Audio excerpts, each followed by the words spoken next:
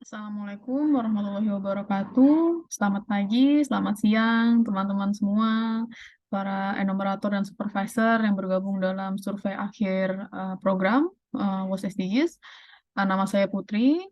Pada kesempatan kali ini, saya akan menyampaikan atau menjelaskan tentang kuesioner survei rumah tangga untuk topik limbah padat atau sampah dan juga cuci tangan atau kebersihan tangan.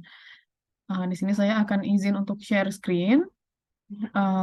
Share screen dari kuesionernya ya. Jadi ini kuesioner ini teman-teman yang akan isi melalui Kobo Toolbox ya. Nanti pasti sudah dijelaskan oleh Pak Gunawan gitu ya.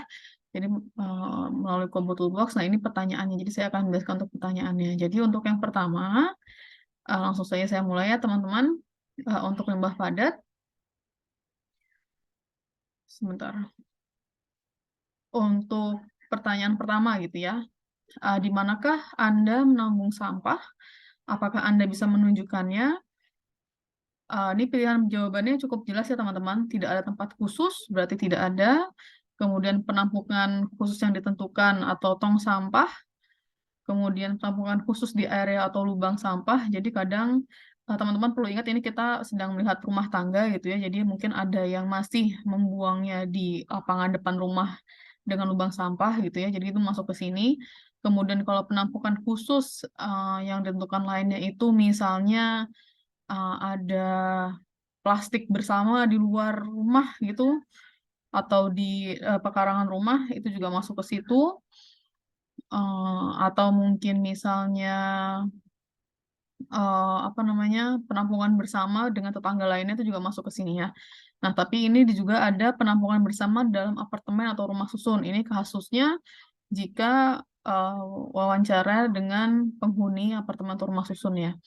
Kemudian penampungan bersama di jalan, ini bentuknya apapun, mau yang cuman berserakan di jalan ataupun ada tempat sampah sendiri, tapi intinya adalah penampungan bersama di jalan.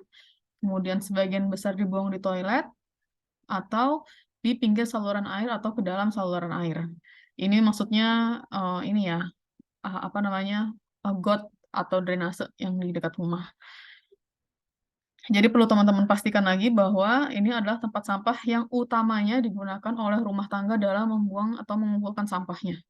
Gitu ya. Jadi kalau misalnya nanti ada rumah tangga biasanya ke sini tapi sekarang ke sini, misalkan biasanya ke lokasi A tapi sekarang lagi di lokasi B.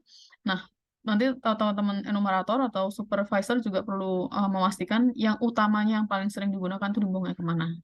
Gitu ya. Nah, kemudian saya akan lanjut untuk yang ke pertanyaan kedua. Apakah Anda memilah sampah? Ini juga straightforward ya, ya, tidak atau kadang-kadang. Nah, apa yang dipilah di pertanyaan berikutnya? Jawabannya ada sampah organik dan non-organik, ada kaca, plastik, kertas karton, kaleng logam, sampah berbahaya baterai, insektisida bensin, dan sampah elektronik.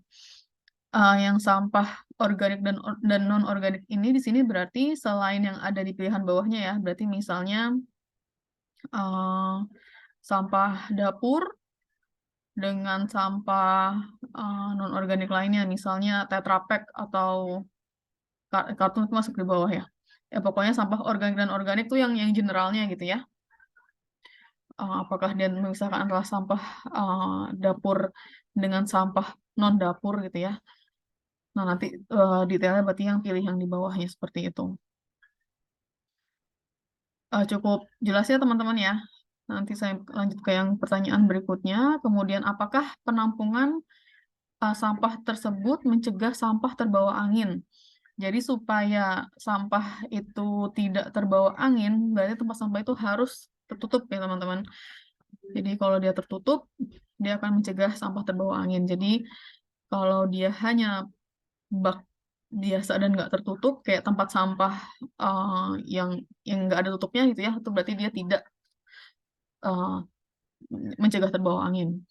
Nah, kemudian pertanyaan berikutnya adalah apakah penampungan sampah tersebut mencegah dipungut binatang? Yang dimaksud dengan mencegah sampah dipungut binatang adalah tempat sampah yang solid atau keras ya. Kalau misalnya dia pakai plastik gitu ya, Kalau misalkan binatangnya tikus atau misalnya rakun, mereka ada cakarnya, itu berarti masih bisa mengakses atau ya tidak mencegah sampah tersebut dipungut binatang atau kucing gitu ya suka ngobok-ngobok sampah.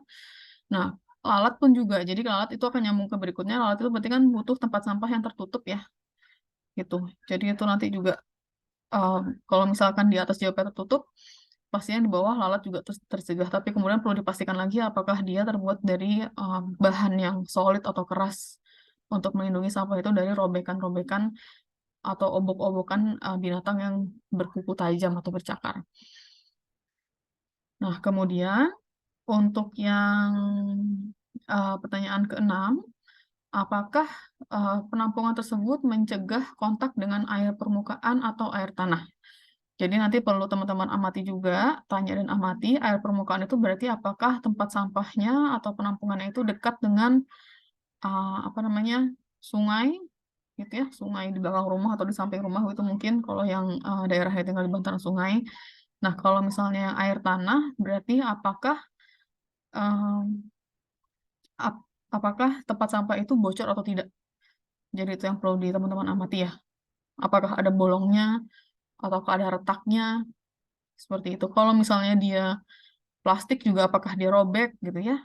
Itu perlu dicek. Kalau misalkan dia robek, bolong, retak, itu berarti dia tidak mencegah kontak dengan permukaan air ataupun air tanah. Mudah-mudahan cukup jelas sampai sini. Nanti teman-teman ilmarator dan supervisor perlu ingat kembali ya, ini adalah tempat penampungan sampah utamanya yang digunakan. Ya. Nah, kemudian setelah tadi ditampung, pertanyaan berikutnya adalah bagaimana cara Anda mengelola sampah?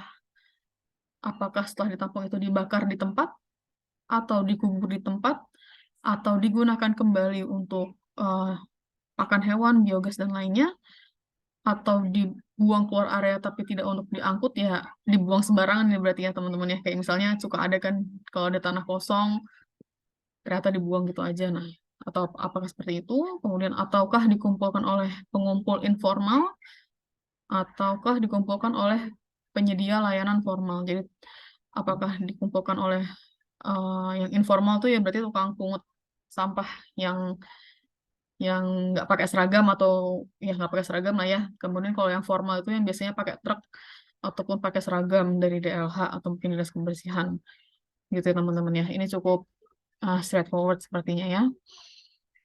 Kemudian berikutnya, apakah ada sampah yang dibuang ke toilet? Ini hanya singkat saja, ya tidak atau tidak tahu. Kemudian kalau misalnya ya, apa yang dibuang ke toilet? Gitu ya. Kah minyak dan lemak, ataukah baterai bekas pakai, atau popok bayi bekas pakai, atau pembalut bekas pakai, atau kemasan plastik, atau bahan kimia. Bahan kimia ini juga termasuk ini ya insektisida seperti itu. Nah, berikut cukup sampai sini teman-teman untuk yang limbah padat atau persampahannya. Terima kasih atas perhatiannya. Setelah ini kita akan lanjut ke modul pertanyaan berikutnya ya.